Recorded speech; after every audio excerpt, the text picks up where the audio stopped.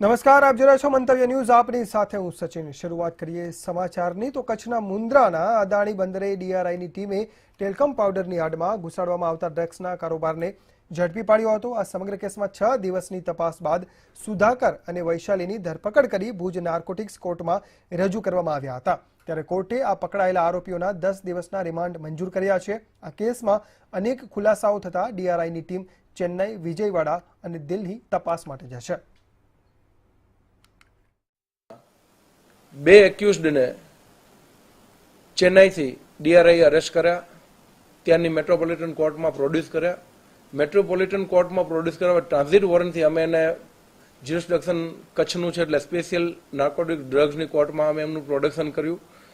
મચ્છાવરમ સુધાકર ભાઈ છે અને એમના વાઇફ ગોવિંદરાજુ દુર્ગાપૂર્ણા વૈશાલી, આ બંને હસબન્ડ વાઇફને અરેસ્ટ કરીને અત્યારે જ્યુડિશિયલ કસ્ટડીમાં મોકલાવ્યા.